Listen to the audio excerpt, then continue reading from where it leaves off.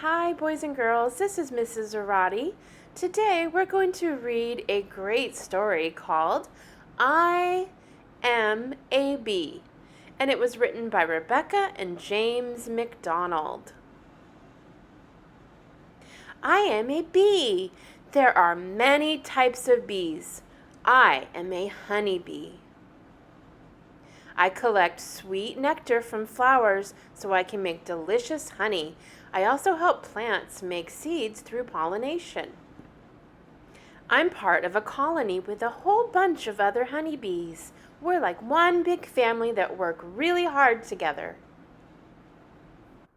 My colony lives in a hive that is made of wax and special bee glue called propolis. Our hive is our house. Sometimes we like to build hives in trees, fallen logs, caves, or even between rocks.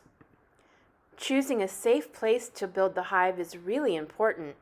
There are lots of animals around that would love to eat bees and gobble up our honey. In a colony, every bee has a job to do. First, there's the queen bee. Her job is to make eggs. Next are the drone bees. Their job is to help the queen make eggs. Last but not least are the worker bees. That's what I am, and we have a whole bunch of jobs to do. As a young bee, my first jobs were to keep the hive clean and feed and take care of the colony. Luckily, worker bees are really good at working together and helping each other. As I grew, so did my jobs. Once my body was able to make wax, I became a builder. I made sure there was enough room for all of the baby bees and extra space to store lots of pollen and nectar that would be made into honey. By flapping our wings or vibrating our bodies, worker bees keep the hive at a perfect temperature, not too hot and not too cold. So wax can be shaped, glue can be spread, and honey can be made. Worker bees guard and protect the hive and the colony inside. As a guard, I had to be on the lookout for other insects and animals that might want to steal honey or damage the hive. Now that I'm an older bee, I have a new job. I am a forager. Bees usually never leave the hive unless there's an emergency or if they're foraging to find food and water. Being a forager is a really important job. I fly away looking for patches of blooming flowers that have lots of delicious pollen and sweet nectar. Nectar is a sugary juice and pollen is a yellow dust.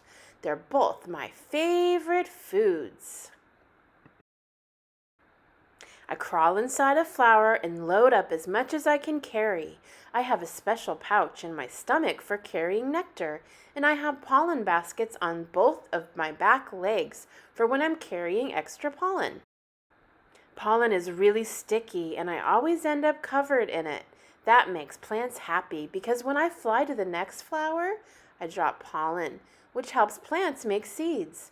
Scientists call this pollination. Lots of seeds mean more vegetables, fruits, and pretty flowers for everyone.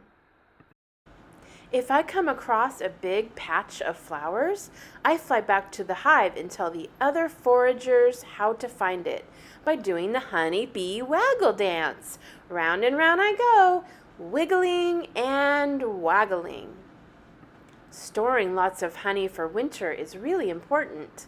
When it's cold, honey bees stay inside the hive, eating the stored honey and flying close together in a big tight circle to keep warm. We make enough honey to last the winter and to share with people just like you.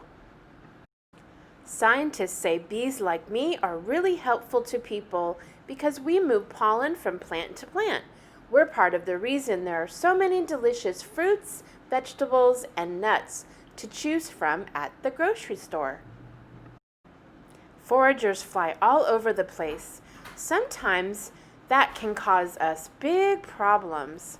When we fly into places where people have sprayed chemicals to get rid of other bugs, it makes us get sick too. Chemicals can also drift into our hive, making it an unhealthy place to live.